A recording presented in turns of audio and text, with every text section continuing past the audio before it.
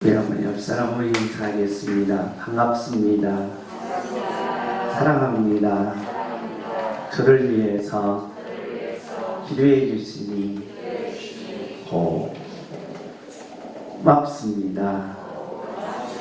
시방도 기도해 주셔서 같이 응답 받읍시다. 하나님, 주님 전으로 달려왔습니다. 주님 앞에 몸과 마음과 뜻과 정성을 모아 예배합니다. 주여, 나의 예배를 받아 주옵소서. 나의 간절한 예배가 코로나19가 멈추게 하옵시고, 나의 정성 들여 올려드리는 나의 예배가 경제적 회복 있게 하옵시고, 나의 정성 들인 예배를 통하여 양문교회 모든 기도 제목이 응답받게 하옵시고, 여러분과 저의 이 아름다운 예배를 통하여 여러분의 모든 간구한 기도가 응답받는 축복의 예배가 되시기를 예수님의 이름으로 축복합니다. 오늘도 이 예배를 통한 하나님의 기적이 있기를 예수님의 이름으로 축복합니다. 제가 정말 알아야 할 모든 것은 유치원에서 배웠다는 것입니다. 인생에 있어서 내가 가장 알아야 될 것은 언제 배우느냐? 유치원에서 배운다는 것입니다. 김난옥 집사님 보면 됩니다. 유치원 선생님이신데, 원장님이신데 유치원에서 배웠다는 것입니다. 유치원에서 이 폴범이라는 박사님께서 유치원에서 배운 것이 뭐냐? 10가지를 이렇게 이야기하고 계십니다. 무엇이든지 나누어 가지라는 것입니다. 자기 것만 이건 내 거야 하면서 내 것을 확 쥐고 있고, 옆에 보니까 남의 것도 있어요. 그래서 남의 것도 가지면 안 되고, 내 것이 있으면 무엇이든지 똑같이 나누어 가지라는 것입니다. 또한 두 번째로는 공정하게 행동하자는 것입니다. 내 것만, 나만. 그래서 아이들이 유치원에서 발표할 때 선생님 하면서 나만 발표하고, 나만 사랑해주고, 나만 손잡고, 나만 이뻐해주고서는 안 된다는 겁니다. 똑같이 선생님이 누구든지 똑같이 공정하게 사랑해주듯이 친구들도 똑같이 사랑해주라는 것입니다. 좋은 친구, 친한 친구, 그리고 가까운 친구만 사랑해주고, 멀리 있는 친구, 나에게 여러 가지로 불편함을 주고 나에게 또한 미움을 주는 친구를 미워하지 말고 동일하게 공평하게 행동하자는 것입니다. 세 번째로는 때리지 말라는 것입니다. 꼬집지 말라는 것입니다. 눈을 옆으로 올리지 말라는 것입니다. 눈을 너무 옆으로 올리면 쌍꺼풀이 지워집니다. 그러니까 친구를 때리지 말라는 것입니다. 네 번째로는 사용한 물건을 제자리에 놓으라는 것입니다. 자, 집에 가자 하니까 어떻게 하느냐? 자기가 가지고 있던 놀던 장난감을 딱 핑계치고 간다는 거예요. 내가 사용하는 물건을 지금 있는데 내일 또 책받침을 사용해야 되고, 내일 또 스케치북을 사용해야 되는데 아무렇게나 던져놓고 가지 말라는 것입니다.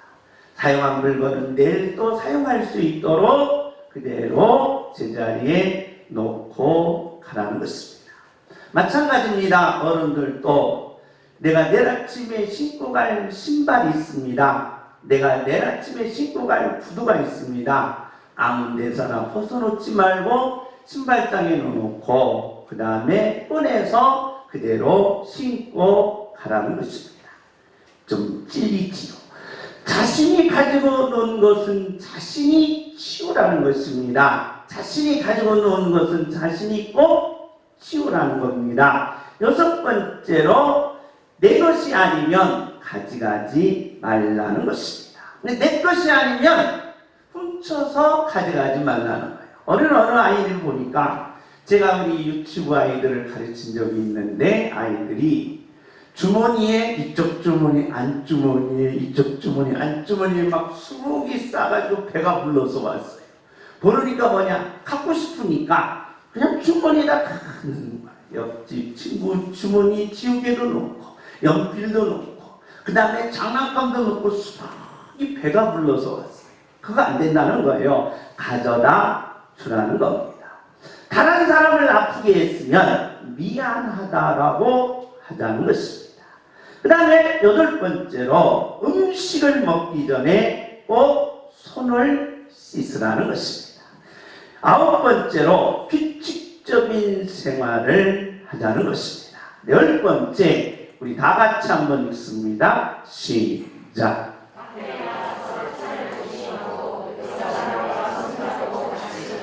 밖에 나가서는 차를 조심하고 걸을 때는 친구와 함께 옆 사람께 꼭 손잡고 걸어가라는 것입니다. 우리 교회 앞에 보면 여 앞에 어린이집 아이들이 놀이터에서 놀다가 지나갈 때가 있습니다. 아주 작은 아이들인데 둘이 손잡고 가는 모습이 보면 천사 같다는 거예요.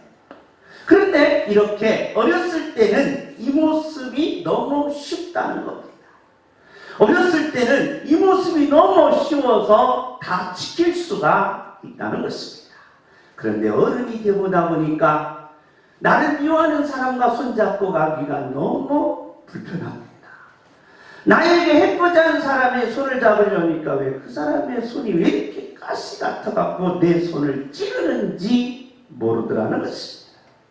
다른 사람을 아프게 했는데 내가 미안하다라고 하려고 하니까 미안하다라고 하는 마음이 나오지가 않는다는 것입니다.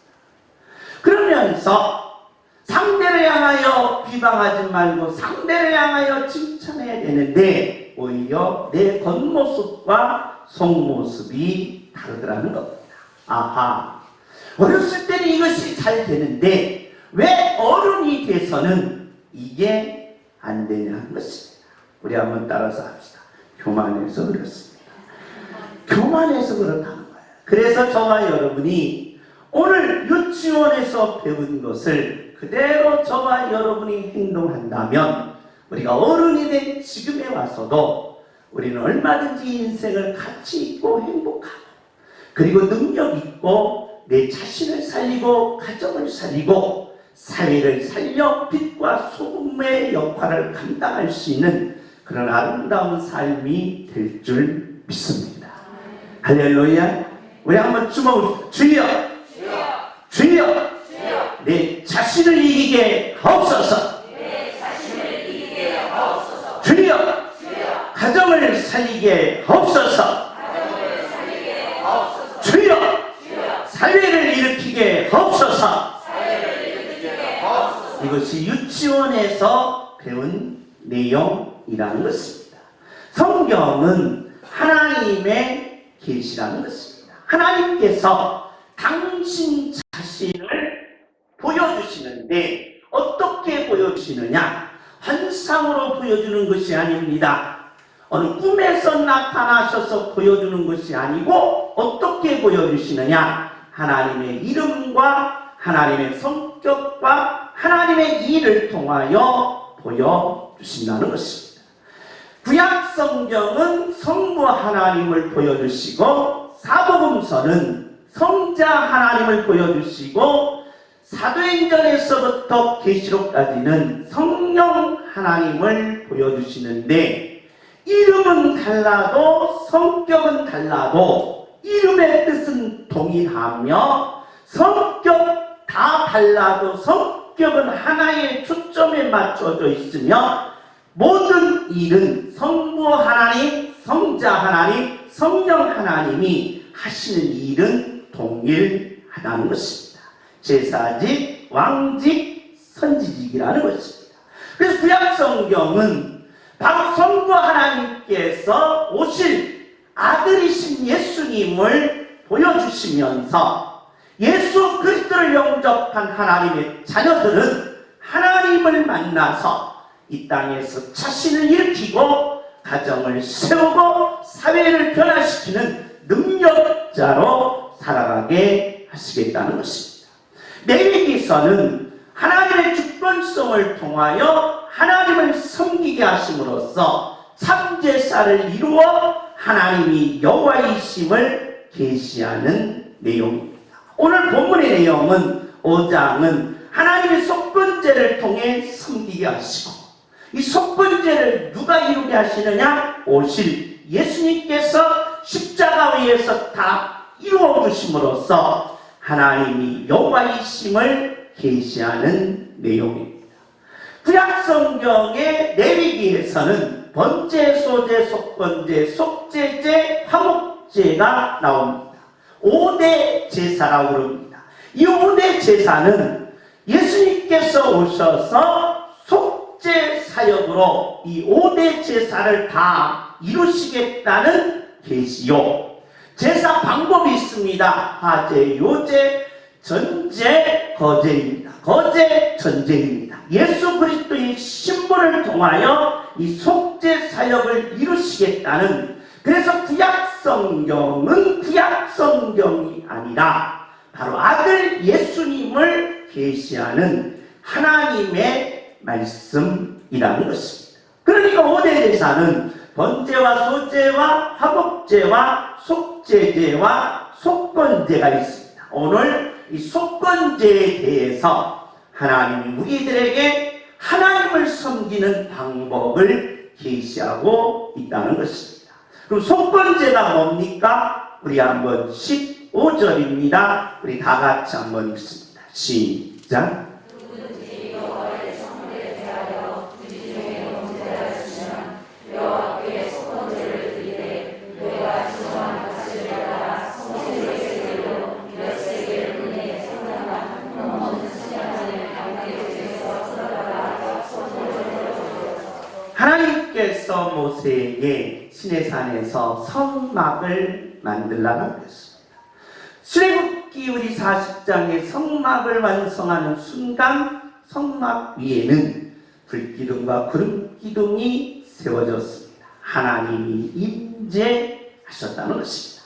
하나님의 임재는 곧 거룩함을 의미합니다. 그래서 하나님이 임재한 곳에 죄인된 우리가 들어가면 그대로 죽는다는 것입니다. 그래서 하나님의 임재를 그대로 모르는 채 들어가서 죽은 사람이 있게 된다는 것입니다. 그래서 하나님의 임재한 모든 성막의 물건들은 거룩한 것이었습니다.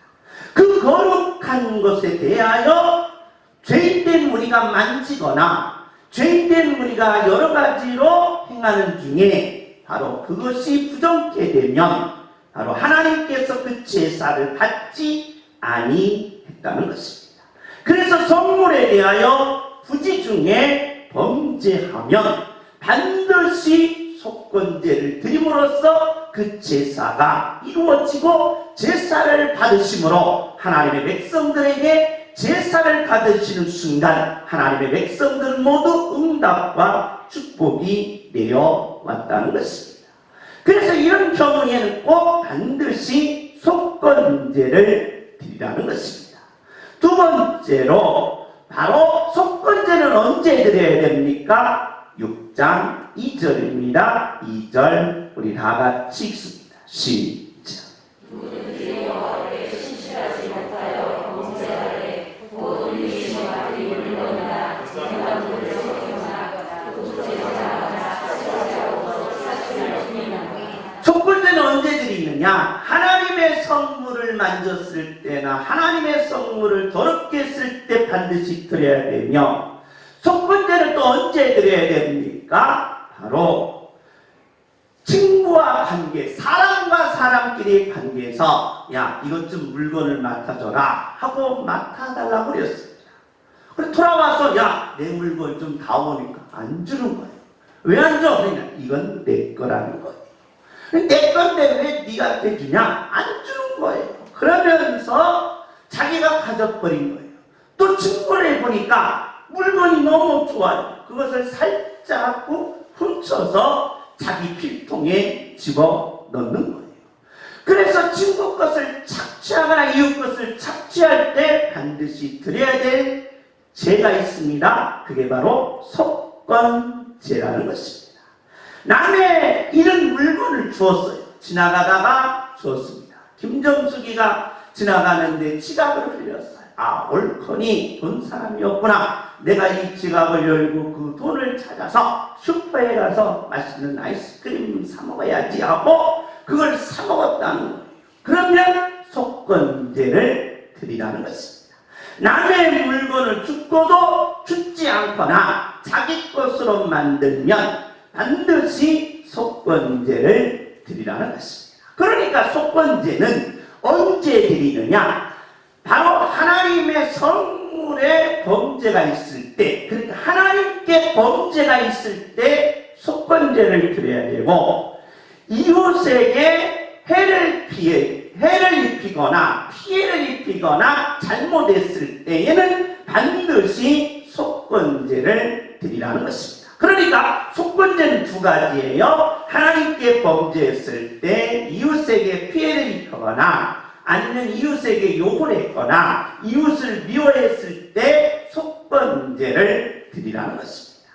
이건 모형이라는 거예요. 모형. 어떤 모형이냐? 예수님께서 오셔서 바로 하나님께 범죄한 자들은 예수님이 십자가 위에서 다 이루셔서 이제는 하나님께 범죄하는 자가 아니라 하나님을 사랑하는 자로, 그리고 예수님께서 오셔서 십자가 위에서 피 한 방울 흘림 없이 요한복음 19장 30절에 다 이루심으로써 이제는 이웃을 미워하고 이웃에 대해서 피해를 입히는 자들이 이제 이웃을 뭐 할 수 있도록, 사랑할 수 있도록 완성해 주셨다는 것입니다. 그러게 지금 저와 여러분은 예수님께서 십자가 위에서 피 한 방울 남김없이 다 이루심으로써 저와 여러분은 하나님 사랑, 이웃 사랑으로 오늘 또 속건죄를 드림으로 하나님의 자녀의 축복을 받게 되는 줄 믿습니다. 이 속건죄의 축복이 오늘 여러분에게 임하시기를 예수님의 이름으로 축복합니다. 한 율법사가 예수님께 와서 질문합니다. 어떤 질문을 하느냐? 예수님, 제 1계명부터 10계명까지 있습니다. 내 앞에서 다른 신을 두지 말고 여호와의 이름을 망령되이 이끌지 말고 안식일을 지키며 우상을 섬기지 말며 부모를 공경하며 살인하지 가늠하는 도둑질, 그리고 내 이웃을 거짓 증거하려 하지 말라. 이 10계명을 이야기하면서 이 계명 중에 어떤 계명이 가장 큰 계명이며 첫째 계명입니까? 라고 물었습니다. 그랬더니 예수님께서 이 첫째 되는 계명을 이렇게 말씀합니다. 마가복음 12장 29절입니다. 우리 다 같이 읽습니다. 시작.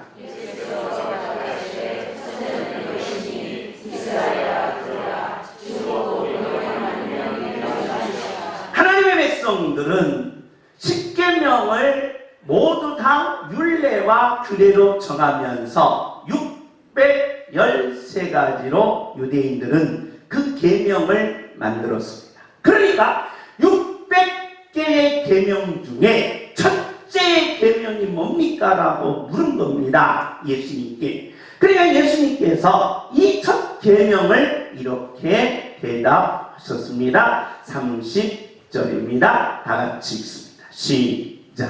내 마음을 다하고 목숨을 다하고 뜻을 다하고 힘을 다하여 주 너의 하나님을 사랑하라 하신 것이요.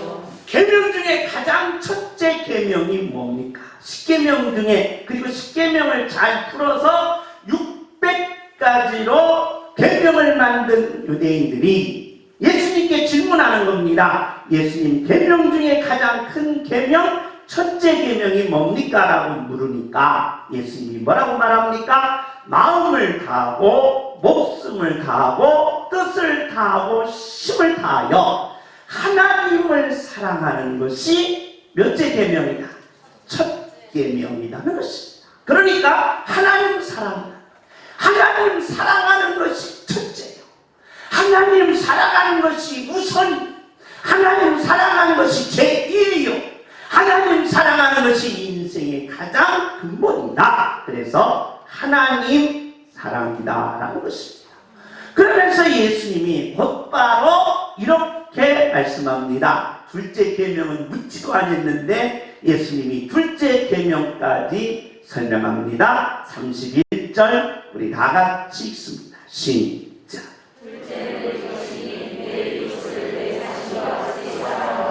첫째 계명은 하나님 사랑하라. 하나님 사랑. 내 마음을 다하고 힘을 다하고 정성을 다하여 하나님을 사랑하라. 둘째 계명은 내 이웃을 내 몸과 같이 사랑하라. 내 몸과 같이 귀히 여기라는 거예요. 내 몸과 같이 사랑하는 것이 이게 둘째 계명이라는 것입니다. 만약에 인간에게 하나님 사랑, 이웃 사랑이 없을 때 어떤 일이 있게 되느냐? 베드로는 이렇게 설명하고 있습니다. 베드로전서 2장 1절입니다. 우리 다 같이 읽습니다. 시작.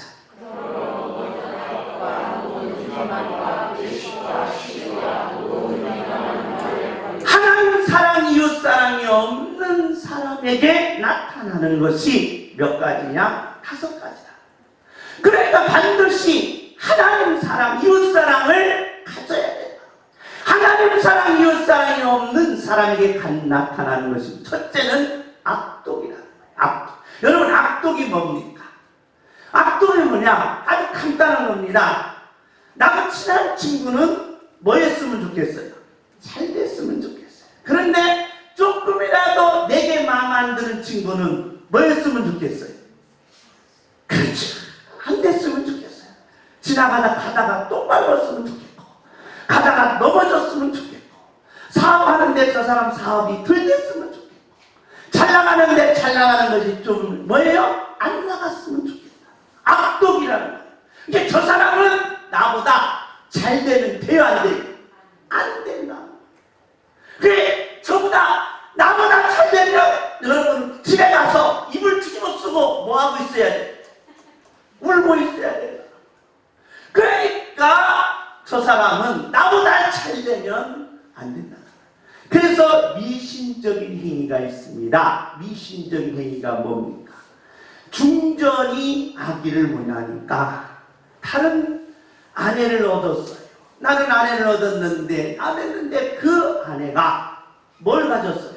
아기를 가지니까 중전이 미워서 그 아기 지푸라기로 그 중전 그 빈 형상을 만들어 놓고 배를 이렇게 볼록 해놓고 바늘에다가 배를 꼭꼭 찔러가지고 그 아기가 뭐였으면 좋겠어요? 죽었으면 좋겠어요. 악독이라는 거예요.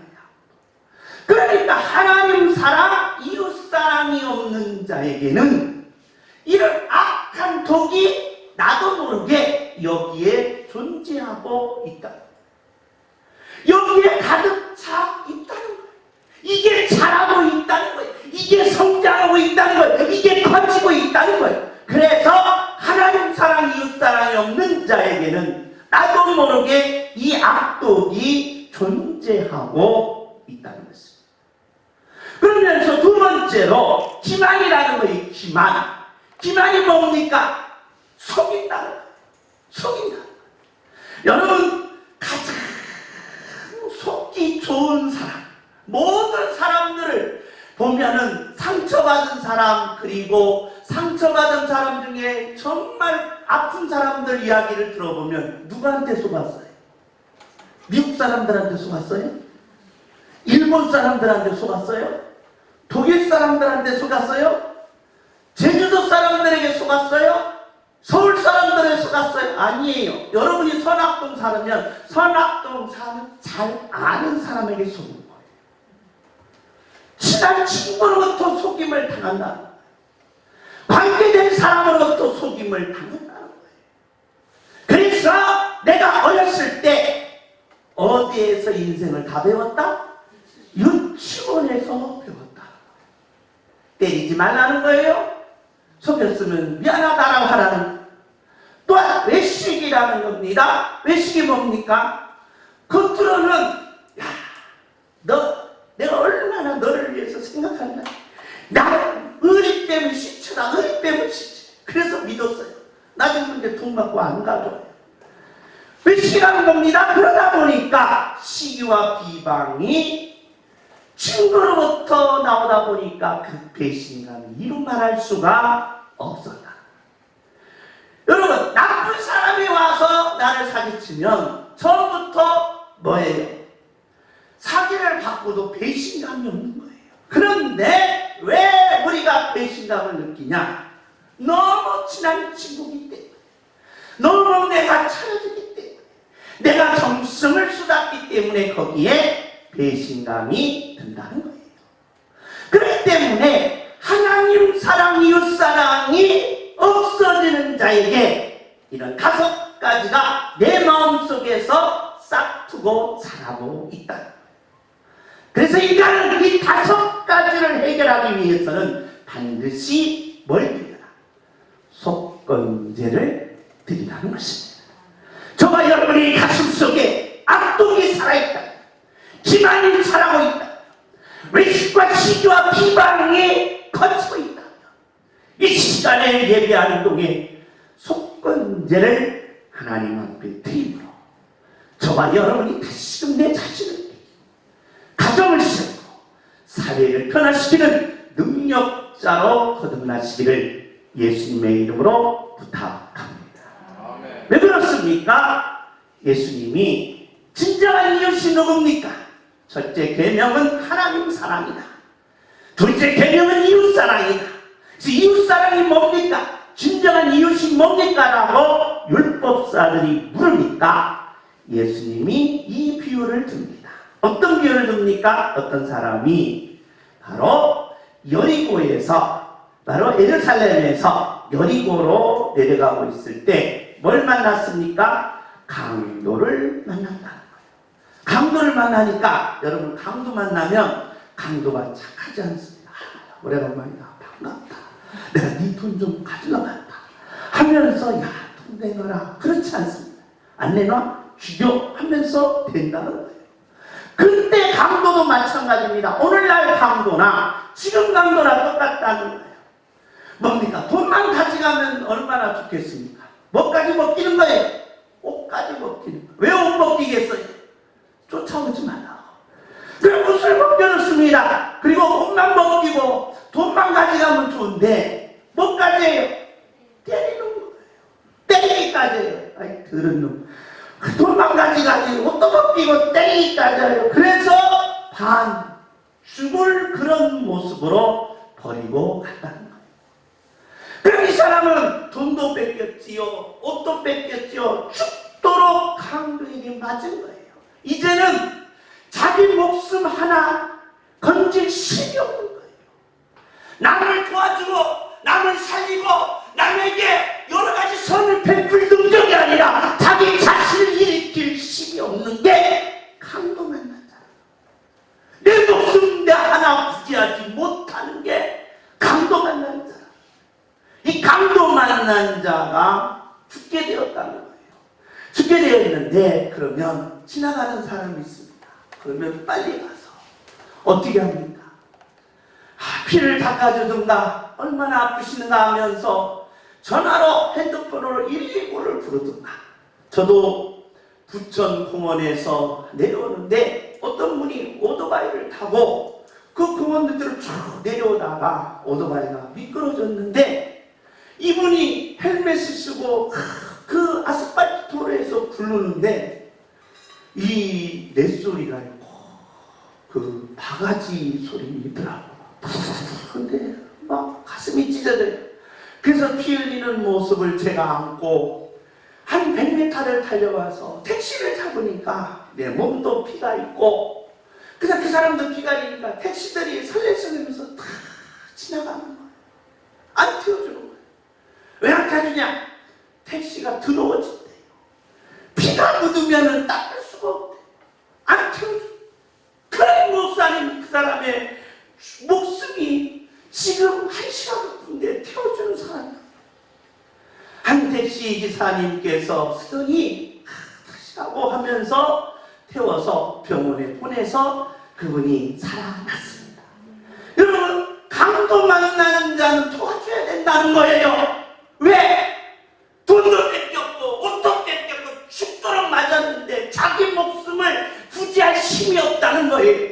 그런데 제사장이 옆에 지나갔는데 안 도와주는 거예요. 그냥 간 거예요. 왜? 나도 강도만 나면 어떡하냐는 거예요. 나도 피해를 보면 어떡하냐는 거예요. 내 옷을 벗어줘야 되고 또한 내 돈을 들여서 치료해줘야 되는데 내가 왜 그러냐는 거예요. 내가 너 때문에 당신에게 옷을 벗어주고 당신을 도와주고 나는 내가 벌었고 내가 힘을 게 내가 땀 흘려서 내가 정말 정성스럽게 밤낮 잠안 자고 벌었는데 왜 내가 번 돈을 당신에게 주냐는 거예요. 더군다나 제사장이 그것을 보고 지나갔다는 거예요. 안 도와줬다는 거예요. 두 번째로 내인이 보고 피하여 갔다. 아무도 도와주는 사람이 없다는 거예요. 아무도 도와주는 사람이 없다. 그런데 어떤 사람인가? 33절입니다. 우리 다 같이 읽습니다. 시작.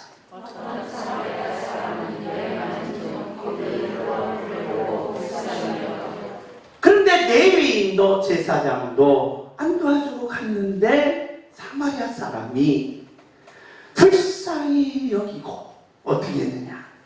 기름과 포도주로 그 흘린 피를 닦아주는 거예요. 그리고 자기 겉옷을 벗어서 덮어주면서 상처를 싸매주는 거예요. 자기가 할 수 있는 일은 다 해놓고 보니까 이분이 아픈 거예요. 그래서 어떻게 했습니까? 주막으로 데리고 가서 이 사람을 치료달라고 해놓고 만약에 돈이 더 들으면 내가 올 때 갚아줄 테니까 완전히 치료해 달라고 하는 것입니다. 이러면서 예수님이 이렇게 말합니다. 36절입니다. 36절 우리 다 같이 읽습니다. 시작. 여러분 생각을 물어봅시다. 예수님이 그 당시에 제사장, 율법사 그리고 서기관들에게 질문한 겁니다. 먼저 서기관들이 질문한 겁니다. 제사장이 질문했습니다. 율법사가 질문했습니다. 계명 중에 어떤 계명이 큽니까? 질문하니까 예수님이 바로 계명 중에 첫째 계명은 하나님 사랑이요.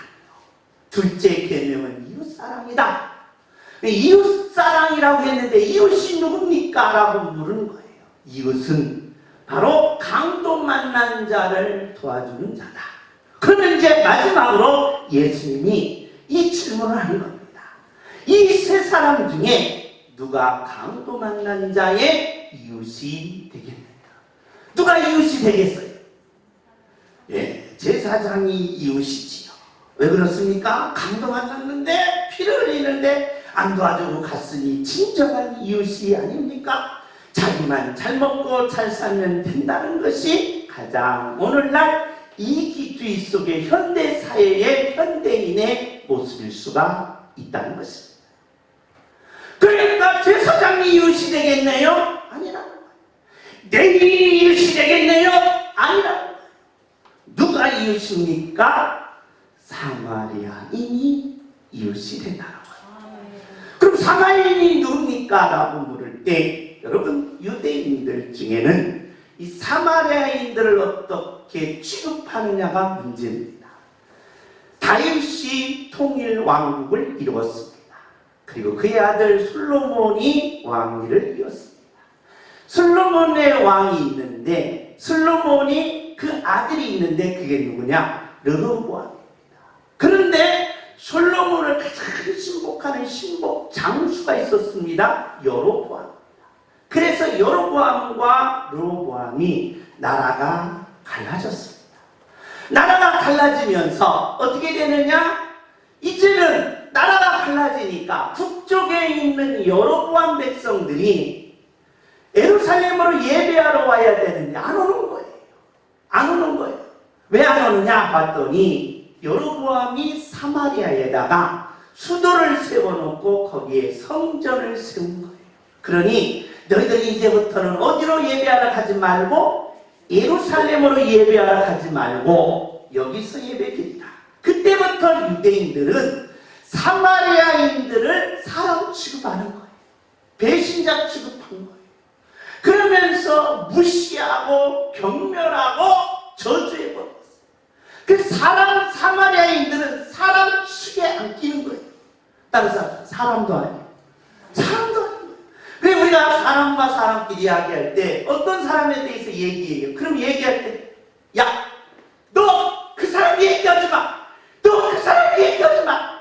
사람도 아니요. 사람도 아니요. 똑같은 거예요. 사마리아인이 그랬다는 거예요. 유대인들은 사마리아인들을 무시하고 경멸하고 업신 여겼다는 거예요. 그럼 예수님이 왜 사마리아인이 이웃이라고 말했느냐? 그 이유는 간단합니다. 당시 예수님은 누구를 책망하려고 했느냐? 제사장 레위인들을 책망하려고. 사마리아인들이 이렇게 무시당하고 사마리아인들이 이렇게 업신당하고 사마리아인들이 이렇게 경멸당하지만 이웃을 사랑한다. 이것을 예수님은 비유로 말한 거예요.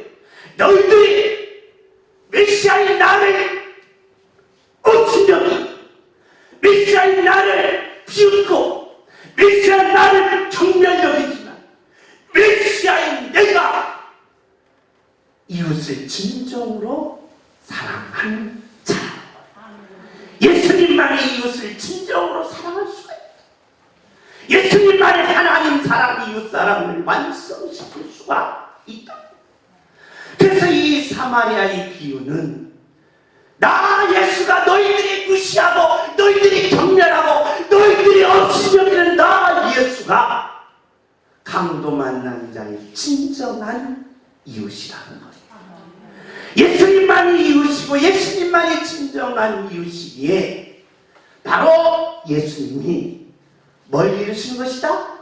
속건제를 이루셔서 오늘 저와 여러분이 하나님을 사랑할 수 있고 이웃을 사랑할 수 있는 마음의 여유, 마음의 힘, 마음의 능력이 여러분의 심령 속에서 나오게 된다는 것입니다.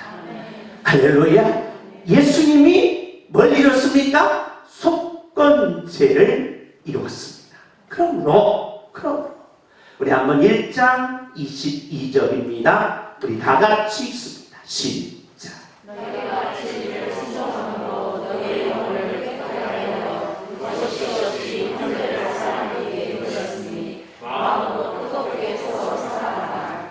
하나님의 자녀들이여, 양교의 성도님들이여, 예수님이 속건제를 이루셨습니다. 하나님 사랑을 완성시키셨고 무시당하고 경멸당하고 없인 여기셨지만 이웃사랑을 완성시키셨습니다. 십자가 위에서 다 이루심으로 완성하신 예수님의 사랑을 안고 하나님을 사랑하며 진리를 순종하는 여러분은 오늘 저와 여러분이 가슴속에 이웃사랑이 있지만 거기다가 좀 더 불을 붙여서 뜨겁게 사랑하자는 것입니다. 이웃을 위하여 권사님은 권사님끼리, 성도님은 성도님끼리, 양문교회는 양문교회끼리, 그리고 대한민국 국민은 국민끼리, 그리고 모든 이들을 사랑하되 좀 더 거기다가 불을 붙여서 어떻게 사랑하자? 뜨겁게 사랑하자는 거예요. 우리 한번 따라서 합시다. 주여, 뜨겁게 사랑하게 하옵소서. 뜨겁게 사랑하게 하옵소서. 뜨겁게 사랑하게 하옵소서. 뜨겁게 사랑하게 하옵소서. 세상 학문이 이렇습니다. 이걸 기본하고 부릅니다. 기본은 꼭 해야 된다는 겁니다. 왜? 자기 자신의 성공을 위해서, 자기 자신의 많은 사람들에게 도움을 받기 위해서 반드시 기본을 해야 한다는 것, 사랑을 해야 된다는 것. 이것은 일반적인 학문에서도 마찬가지입니다. 그런데 여러분, 하나님께서는 왜 우리들에게 사랑하라고 했느냐? 사랑하되 어떻게 사랑하라? 좀 더 뜨겁게 사랑하라는 거예요. 뜨겁게 사랑한다 사랑한다는 것이 뭡니까? 왜 그러면 우리가 하나님을 사랑합니까? 라고 말할 때 1장 3절입니다. 거듭나게 하고 산 소망을 저와 여러분에게 뭐 하셨다? 주셨다는 거예요. 그러므로 4절입니다. 4절 우리 다 같이 읽습니다. 시작. 썩지 않고 돋지 않고 스타일지 않는 유혹을 피하시나니 보호를 이루어 하늘에 간직하신 것이라. 할렐루야. 여러분 뜨겁게 사랑하면 썩지 않고 더럽지 않고 쇠하지 아니하는 유혹을 하나님이 여러분에게 주시겠다. 사랑은 거짓이 없는 겁니다. 사랑은 배신하지 않는 겁니다. 사랑은 내가 줬지만 그가 나를 향하여 아픔을 던져도 나를 향하여 비방을 던져도 내 사랑은 하나님이 아시고 하나님이 봐주시고 그 사랑을 통하여 여러분에게 유업을 입게 하시겠다는 것입니다. 그러니 사랑하다가 낙심하지 마십시오. 그러니 사랑하다가 실망하지 마십시오. 그러니 사랑하다가 좌절하지 마십시오. 끝까지 저와 여러분이 뜨겁게 사랑하는 양의 모든 가정들이 되어주시기를 예수님의 이름으로 부탁합니다. 하나님이 여러분과 저에게 그 유업을 주시겠다는 약속입니다. 우리가 뜨겁게 사랑, 하나님 사랑, 이웃 사랑에 하는 자에게 하나님은 유업을 입게 하실 것이요. 또한 하나님 사랑, 이웃 사랑을 하는 자에게 주시는 육적인 축복이 있다는 것입니다. 베드로전서 5장 1장 5절입니다. 우리 다 같이 읽습니다. 시작.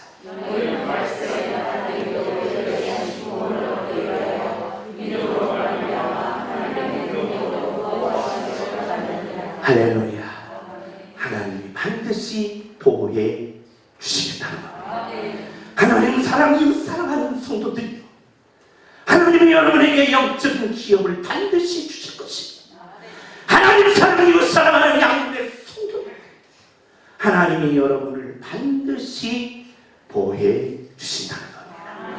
여러분의 자신을 보호해 주시고, 여러분의 가정을 보호해 주시고, 여러분의 자녀들을 보호해 주시고, 여러분의 기업과 여러분의 직장을 보호해 주실 것입니다. 그러니 우리 하나님을 사랑하고 이웃을 뜨겁게 사랑하자는 것입니다. 제가 세미나를 초창기에는 많이 다녔습니다. 울산에 세미나를 갔을 때 울산 천국교회를 갔는데 그 목사님이 바로 심장 하나를, 콩팥 하나를 성도님에게 띄워드렸더라고요.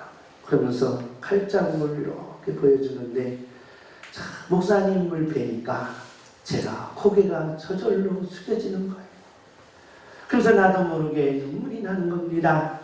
그날 밤에 제가 집회하면서 많이 울었습니다. 하나님, 나는 양문교회 교인들을 사랑한다고 했지만 말로만 했습니다. 나는 양문교회 성도님들을 뜨겁게 사랑한다고 했지만 나는 겉으로만 외치겠습니다. 회개합니다. 우리 천국교회 목사님을 보니 제가 고개가 숙여집니다.